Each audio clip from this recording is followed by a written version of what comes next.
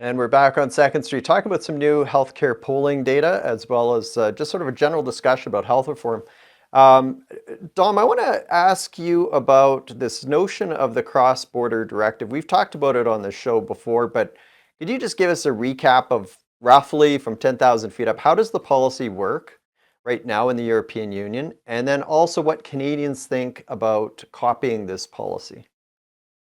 Yeah, so basically, this policy gives patients in the European Union a right to travel for care, pay for it, and then be reimbursed by their home country up to what it would have cost to have the procedure done in their home country. So let's say I'm a patient in Spain, there's a long wait list for hip surgeries. I could travel to France where there's no wait list, get it done, and then pay for it, go home, and be reimbursed by my home government. It's important to note that this is pretty much cost neutral over the long term because governments are only paying up to what it would have cost to do it at home. And if you have a universal system, you're going to be doing these surgeries at some point, whether it's this year or next year.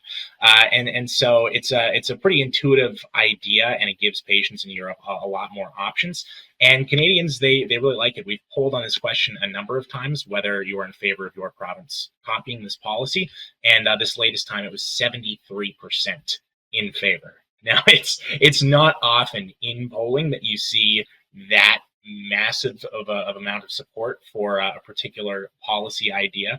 So I think this one's a pretty clear win on both a policy level and on a political level for governments who want to do what patients in the province want them to do. Dr. Whatley, I want, and thank you, Tom, for that. Dr. Whatley, I want to come to you. And full disclosure, I'm a big fan of this policy, so that's my bias stated right off the top. What is your take, though? What do you see as maybe the pros and the cons, maybe things we need to think about if we were to look at replicating that approach? Well, the first thing, I believe this came out of BC, right, where they were sending their patients, their cancer patients, for treatment into the States because they couldn't provide treatment in a timely fashion in BC. And I find that fascinating because about 25 years ago, one of the deputy ministers of health was asked on the TV media, what do you think about all these patients who are cross-border traveling for care? And she said, well, if we could stop them at the border, we would. And so I think it's fascinating to see that the same province where that was said is now trying to provide care. I think certainly if you ask patients, hey, if you had the opportunity to get just as good care or even better care in a more timely fashion in another jurisdiction, usually we're talking about the United States, would you support that? I would be shocked if they didn't say yes. It becomes a little more tricky if they say, well, I can't actually get the care that I want in the other jurisdiction. So when you look at provinces, there are many things that differ between provinces when it comes to wait times, but then you get into a debate about comprehensiveness. Does the province next door to me provide the same list of services that I'm hoping to get at home? And then I'll close just with a comment about Sweden. They used to have a wait time guarantee.